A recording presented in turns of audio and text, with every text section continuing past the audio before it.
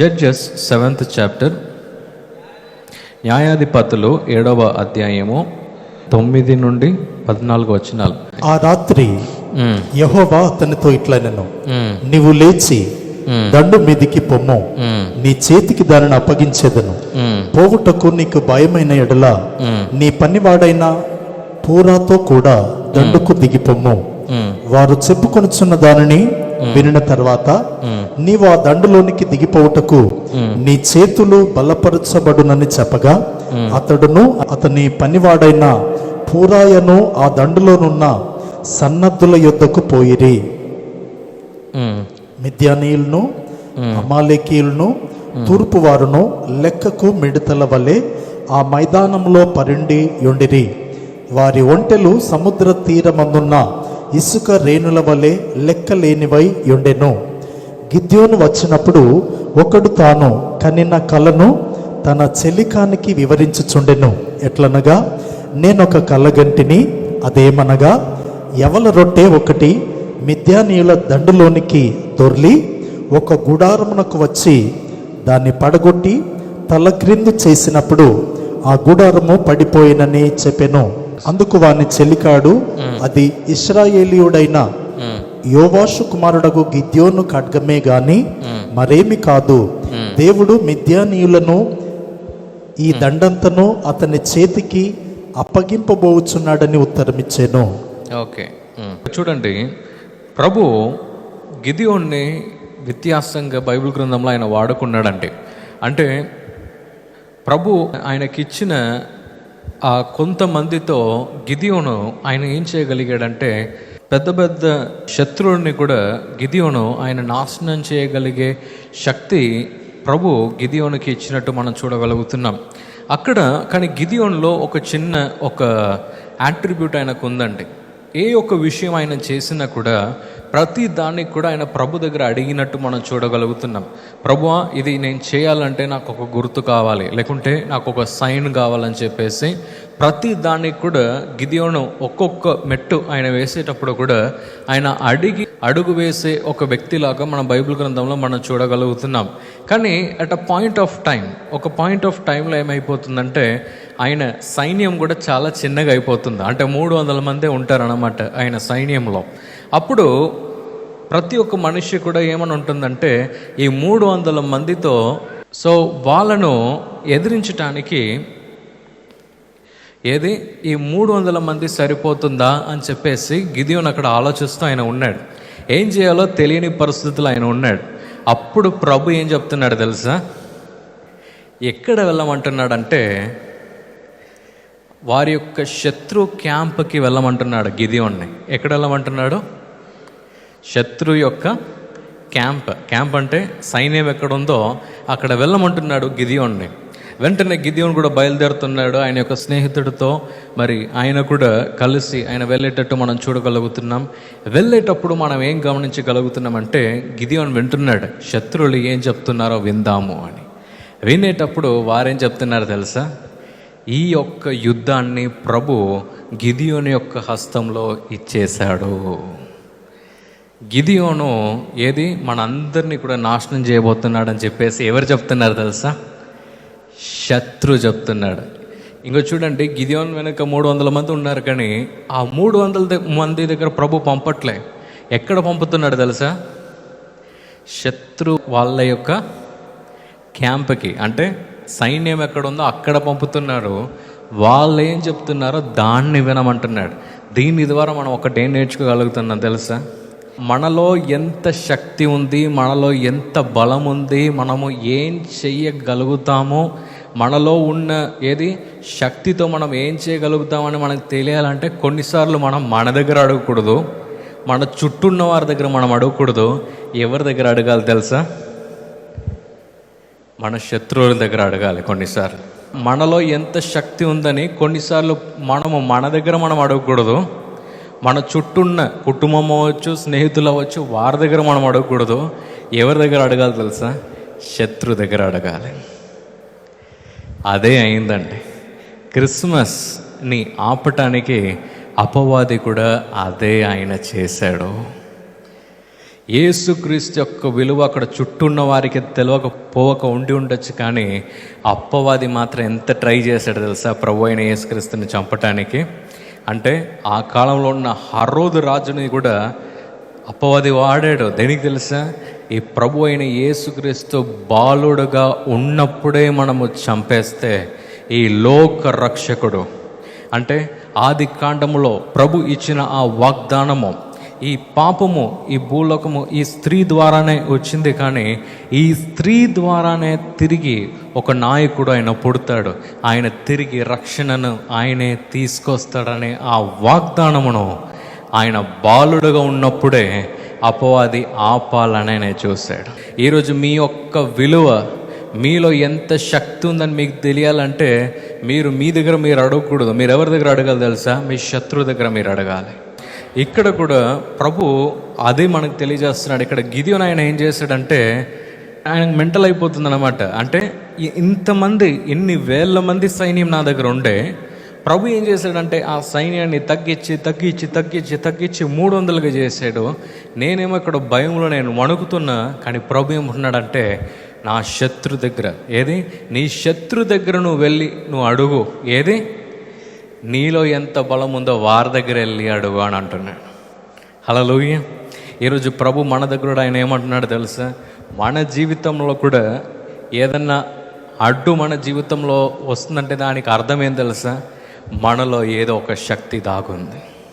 మీ యొక్క వ్యాధిని జయించే శక్తి మీలో దాగుంది. మీ యొక్క కుటుంబ పరిస్థితిని మార్చే శక్తి మీలో దాగుంది.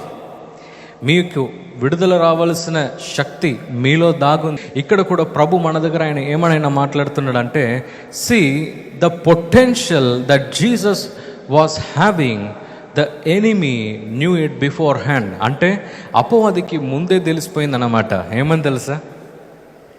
ఇలా ఒక నాయకుడు, ఇలా ఒక వ్యక్తి భూలోకంలో తిరిగి జన్మించాడంటే మనం ఏం చేయాలి? ఆయన బాలుడుగా ఉన్నప్పుడే మనము నాశనం చేసేస్తే ఆయన ఈ లోకానికి ఒక రక్షకుడుగా ఆయన రాడు. హల్లెలూయా. ప్రభు ఈరోజు మన దగ్గర కూడా ఆయన ఏమని తెలియజేస్తున్నాడంటే, you have to know your true potential. మీరు కూడా మీ యొక్క పొటెన్షియల్ని మీరు తెలుసుకోవాలండి. అంటే మీరు మీ జీవితంలో మీరు దేన్ని ఎదిరించగలుగుతారో, దేన్ని ఎదిరించడానికి ప్రభు మనల్ని సృష్టించాడు అని మనం తెలుసుకోవటం అదొక గిఫ్ట్. సో ఇక్కడ కూడా అదే అయింది. అలాగే బైబిల్ గ్రంథంలో మనం చాలామందిని మనం చూడగలుగుతాం. ఫరోని ప్రభు ఒక రాయిలాగా ప్రభు పెట్టాడు. ఎవరికంటే మోషేకి ప్రభు పెట్టినప్పుడు మనం ఏం చూడగలుగుతున్నామంటే, ప్రభు అంటున్నాడు కొన్ని సైన్స్ మోషే దగ్గర ప్రభు ఇచ్చి, ప్రభు ఏమంటున్నాడంటే ఇప్పుడు వెళ్ళి నువ్వు ఏం చేయి, ఇజ్రాయేల్ ప్రజల్ని కాపాడు, లేకుంటే బయటికి తీసుకురా అని చెప్పేసి ప్రభు మోషేని మొదటిసారి ఫరో దగ్గర పంపించేటప్పుడు మనం ఏం చూస్తున్నామంటే అక్కడ ఆయన గొప్ప గొప్ప అద్భుతాలు ఆయన చేసినట్టు మనం చూడగలుగుతున్నాం. అంటే కట్ట పాము కావటం కానీ, లేకుంటే ఆయన వెళ్ళి మరి ఇలాంటి ఒక్క గొప్ప దేవుడుని మేము ఆరాధించడానికి ఇజ్రాయేల్ ప్రజలందరూ కూడా కలిసి ఏం చేయాలి? ఆ పర్వతానికి మేము వెళ్ళి మేము ప్రభుని మేము స్తుతించాలని చెప్పేసి ఇజ్రాయేల్ ప్రజలందరూ కూడా తెలియజేస్తున్నారు అన్నమాట. అప్పుడు ఫరో ఆయన ఏం చేస్తున్నాడు తెలుసా? ఫరో ఏం చేశాడంటే వెంటనే ఇజ్రాయేల్ ప్రజలకి భారాన్ని పెంచాడు. ఏ భారాన్ని తెలుసా? పని భారాన్ని పెంచాడు. ఎలాంటి భారాన్ని ఆయన పెంచాడంటే ఇంకోసారి ఈ ఇజ్రాయేల్ ప్రజలకి ఆ తలంపు కూడా రాకూడదు. ఏ తలంపు? తిరిగి ఏది మమ్మల్ని వదిలిపెట్టాయా అని అడిగే ధైర్యం కూడా వీరికి రాకూడదని చెప్పేసి ఆయన ఏం చేశాడంటే ఇజ్రాయేల్ ప్రజలకి పనిని పెంచేసేటప్పుడు మనం ఏం చూస్తున్నామంటే అక్కడ ఇజ్రాయేల్ ప్రజలందరూ కూడా తిరిగి మోషే మీద కోపంతో ఉన్నట్టు మనం చూడగలుగుతున్నాం బైబిల్ గ్రంథంలో. కానీ అక్కడ ఫరో చేసింది ఏం తెలుసా? ఎన్ని సంవత్సరాలుగా నేను ఫరోగా ఉన్నా, ఎన్ని దినాలుగా నేను రాజుగా ఉన్నా, ఎన్ని దినాలుగా ఎంతమందిని నేను బంధకంలో పెట్టుకున్నా, కానీ ఒక్క మనిషి కూడా రాలే. దేనికి రాలే? ఇజ్రాయేల్ ప్రజల్ని బయటికి వదిలిపెట్టని అడిగే ధైర్యం కూడా ఇంకో మనిషికి రాలే. ఆ ధైర్యాన్ని చంపటానికే ఆ ఫర్రో ఏం చేశాడు తెలుసా? ఇవంతా కూడా చేశాడు. అక్కడ ఫర్రోకి ఏమర్థమైందంటే ఒక శత్రువు లేచాడు, ఆయన లేచే ముందే ఆయనను మనము చంపేస్తే ఏది ఈ విడుదల రాదు అని చెప్పేసి ఆయన గ్రహించడం జరిగింది. అదే మనసుతో, అదే కఠిన మనసుతో ఆయన చివరి వరకు కూడా అది ఏది కూడా అవ్వకుండా ఆయన ఆపినట్టు మనం చూడగలుగుతున్నాం. నేను ఎందుకు ఇవంతా నేను మీకు తెలియజేస్తున్నానో మీకు తెలుసా? ఈ క్రిస్మస్ కూడా దానికే చాలా ఇంపార్టెన్స్ అండి. అది ఎంత పెద్ద ఇంపార్టెన్స్ అంటే, ప్రభు అయిన యేసుక్రీస్తు బాలుడుగా ఉన్నప్పుడే ఏది అపవాది ప్రయత్నం ఆయన చేశాడు. ఏ ప్రయత్నాన్ని చేశాడు? మొత్తానికి ప్రభు అయిన యేసుక్రీస్తుని చంపేయటానికి ఆయన ప్రయత్నం తీశాడు. అది మనం ఎక్కడ చూడగలుగుతున్నామంటే మత్తయి 2వ అధ్యాయము 16వ వచనంలో మనం చూడగలుగుతాం. ఆ జ్ఞానులు తన్ను అపహాసించిరని హేరోదు గ్రహించి బహు ఆగ్రహము తెచ్చుకొని తాను జ్ఞానుల వలన వివరముగా తెలుసుకొనిన కాలమును బట్టి బెత్లెహేములోను దాని సకల ప్రాంతములలోనూ 2 సంవత్సరములు మొదలుకొని తక్కువ వయస్సు గల మగపిల్లలందరినీ వధించెను. సో ఇక్కడ మనం ఏం చూడగలుగుతున్నాం అంటే, జ్ఞానులు వారందరూ కూడా మరి హరోదుకి సపోర్ట్ చేస్తామని ఒక వర్డ్ వారు ఇస్తారు. కానీ వారు ప్రభు అయిన యేసుక్రీస్తుని వారు అంటే కలిసి ఆ బహుమతులంతా వారు ఇచ్చిన తర్వాత వారు ఇంకో మార్గానికి వారు వెళ్ళిపోతారన్నమాట. కానీ ఇక్కడ మనం ఏం చూస్తున్నాం తెలుసా? ఆ రాజు ఏం చేశాడు? ప్రతి మేల్ చైల్డ్ని కూడా చంపటానికి హరోదు ముందుకైనా వచ్చాడంట. మగపిల్లల వారందరినీ కూడా చంపేయాలని చెప్పేసి ఆయన ముందుకు వచ్చినట్టు మనం చూడగలుగుతున్నాం. ఎందుకు తెలుసా? See, the devil knows the potential of each and every person. ఇంక చూడండి, అపవాదికి ఏం తెలుసు అంటే, ఎవరి దగ్గర ఏం చేస్తే వారికి విడుదల రాదు, ఏం చేస్తే వారు భయపడతారు, ఏం చేస్తే వారు ముందుకెళ్ళరని చెప్పేసి అపవాదికి ఆయనకు ముందే తెలుసండి. ఇంకోండి, మనం బైబిల్ గ్రంథంలో అపవాది ఎప్పుడన్నా వచ్చి ప్రభు అయిన యేసుక్రీస్తుని శోధించినట్టు మనం చూడగలుగుతున్నామా? ఈ జన్మం అప్పుడే ఆయన అటాక్ చేసినట్టు మనం చూడగలుగుతున్నాం. దాని తర్వాత మత్తయి 4వ అధ్యాయంలో ఒకసారి ఆయన శోధించినట్టు మనం చూడగలుగుతున్నాం. దాని తర్వాత ఎక్కడ కూడా ఉండదు. మళ్ళీ ఒక్కసారి సిలువకు వెళ్ళేటప్పుడు చాలా ప్రెషర్తో ప్రభు అయిన యేసుక్రీస్తు వెళ్ళినట్టు మనం చూడగలుగుతున్నాం. కానీ మధ్యలో వేరే ఎక్కడ కూడా మనం చూడట్లే. ఏం తెలుసా? అపవాది ఏదన్నా ట్రై చేస్తున్నాడా అని చెప్పేసి. అంటే బాలుడుగా ఉన్నప్పుడే చంపేస్తేనే అన్నీ కూడా ఆగుతుంది అని అపవాదికి తెలిసింది. ఈరోజు మనలో ఎంత పొటెన్షియల్ ఉంది, మనలో మన ప్రార్థన ద్వారా మనం దేనికంతా మనం జయం తీసుకురాగలుగుతామో అపవాదికి ముందే తెలుసు. మన యొక్క విశ్వాసము ద్వారా మనం దేంట్లో అంతా మనం జయం తీసుకురాగలుగుతామో అపవాదికి తెలుసు. మన యొక్క ప్రతి ఒక్క బలహీనాలు కూడా ఎవరికి తెలుసు అంటే అపవాదికి తెలుసు. ఆయనకు అన్నీ తెలుసు, కానీ అన్నిటికన్నా ఎక్కువ ఆయనకి ఏం తెలుసా? మనలో ఎంత బలం ఉంది, మనలో ఎంత పొటెన్షియల్ ఉందని ఎవరికి తెలుసు అంటే అపవాదికి మాత్రమే తెలుసు. ఎంతమందికి అర్థమైంది నేను చెప్పింది? Yes, because the devils main focus అంటే అపవాది యొక్క మెయిన్ ఫోకస్ ఏమిగా ఉండే అంటే, ఈ లోక రక్షకుడు ఏది ఇలా సిలువకు ఆయన వెళ్ళగలిగితే ప్రతి ఒక్క మనిషికి కూడా ప్రతి ఒక్క పాపంలో నుండి కూడా విడుదల ఉందని అపవాదికి తెలుసు. ఈ లోక రక్షకుడు ద్వారా ఏమవుతుంది? ప్రతి ఒక్క వ్యక్తి కూడా స్వస్థత వారికి కలుగుతుందని అపవాదికి తెలుసు.